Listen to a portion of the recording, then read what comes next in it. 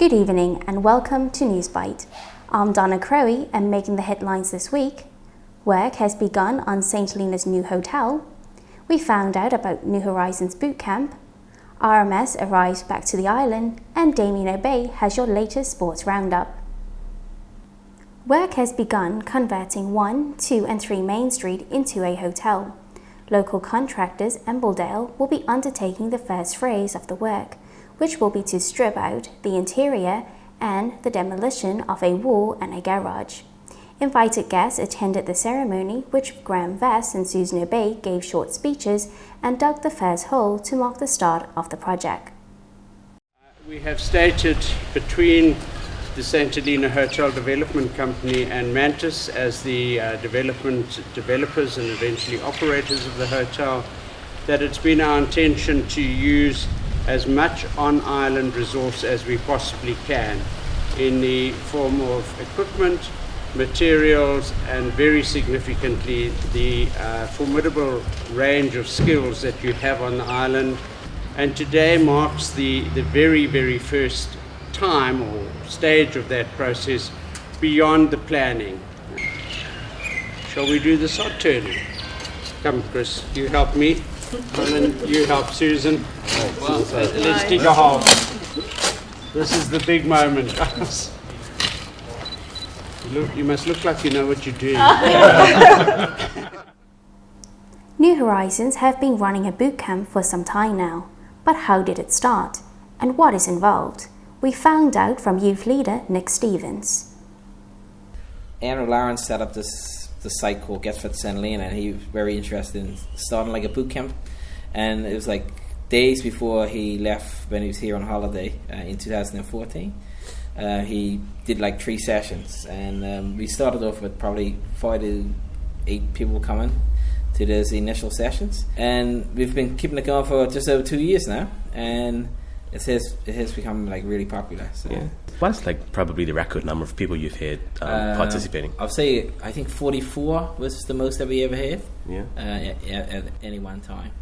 Bootcamp, like you said, it's been going for nearly 2 years now, which is quite amazing considering that like most new initiatives on St Helena actually don't kick on from where they are. I mean, what is it that you think that helps to sustain the popularity of bootcamp? Right, it's an activity that can be done by most people. It's sort of high intensity, but in a short period of time. And also one of the things I think keep people interested, we sort of reiterate the program, so we run like sort of different circuits, so we don't let it get like boring. Yeah. And so we like sort of change it up quite often, like. Okay. And Nick, you obviously one of the instructors, and also you said it was the brainchild of Andrew Lawrence. I mean, you also have support from your wife Tina, of course. And like, how is it that you guys are able to like keep it fresh? Okay, yeah. So like, just to go back, like we do a lot of research. Tina, she sort of fronts the boot camp. She has some training from Andrew Lawrence, Mari, and we also had James Peters, who does something similar for. I think he works for the Paris in the British Army, and we learn a lot from him. Some like different stuff that we learn from Mark, and then the rest of the stuff we sort of research. So we look at like various sports like football. So like my warm ups is based around like football and cricket and stuff like that type of warm ups, and then we look at sort of various exercises, because like boot camp is for you sort of exercising every muscle in your body. That's why even like extremely fit people, when they come the first 2 or 3 times, they will get severe pains because they exercise in muscles that they haven't exercised before. So any particular plans for the future? Like I said, we keep like sort of changing it. We've done like one away from the New Horizons, and we've done one at Francis Plain last year. We might just like do like a little road show, like sort of go to various places around the island, and just to see if we can get to become more popular. It's been some weeks since we have seen the RMS anchored in the harbour. She arrived back to St Helena on Tuesday at around 2:45 p.m. after 2 weeks on the water. There were 130 passengers on board, many of which made the entire journey to and from the UK. The RMS will now return to Ascension before heading back south to Cape Town. Here now is Damien Obey with the latest sports roundup. In sports this weekend, Chop Shop boys defeated Refugees to make it 3 weeks at the top of the Football League. Ladies started their district volleyball tournament, and Governor Lisa Phillips visited Longwood Golf Club. First, volleyball. Jamestown's B team defeated St. Paul's after the game went to 3 sets in the first match of the Women's Sports Association District Volleyball Tournament. After losing the first set, 13-25, lady of the match Penny Bowers led a Jamestown comeback. The ladies from town won the second set 29-27 and the third 15-11. In the second volleyball fixture, Half Hallow took 3 sets to defeat Alarm Forest. They lost the first set 7-25, but then went on to win the second 25-12 and the third 15-11. Kim Francis was lady of the match. Now, golf. It couldn't have been a busier weekend at Longwood Golf Club. 28 competitors on Saturday for the Gaffer Cup and 29 competitors on Sunday for the monthly medal. Governor Lisa Phillips also had a few practice shots on the course. Scoring was competitive in the Gaffer Cup, with Dion Robertson in 4th having shot a nat 71, David Breed in 3rd on nat 68, Martin Buckley in 2nd also on 68, but scooping the first place prize was Henselbeard on nat 66.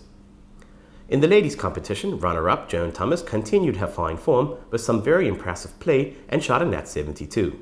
However, 1 shot ahead in first place was Helen Stevens on 71.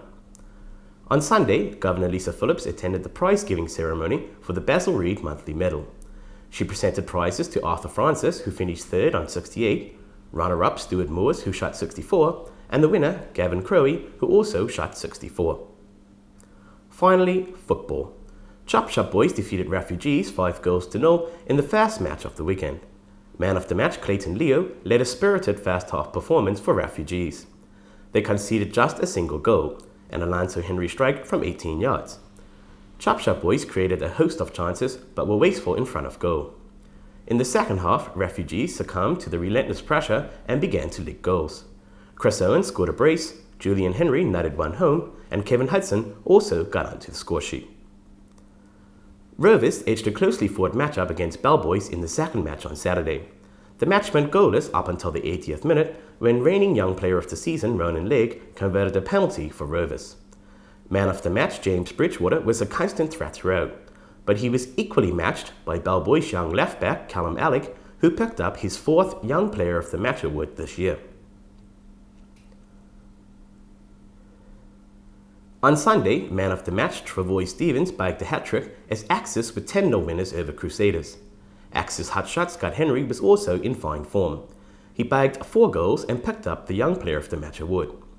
His goals means he sits at the top of the hotshot scoring chart.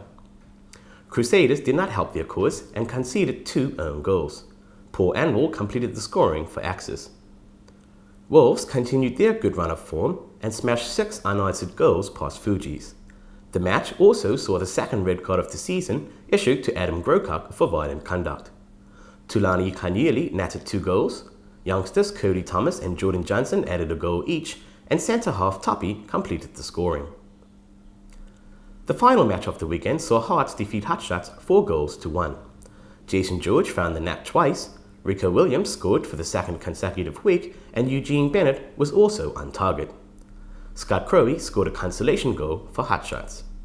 So, in Week 5, Chop Shop boys remain undefeated, making it the 3rd consecutive week that they sit atop of the St Helena Football Association League 2016. But how long will it continue? Thank you, Damien.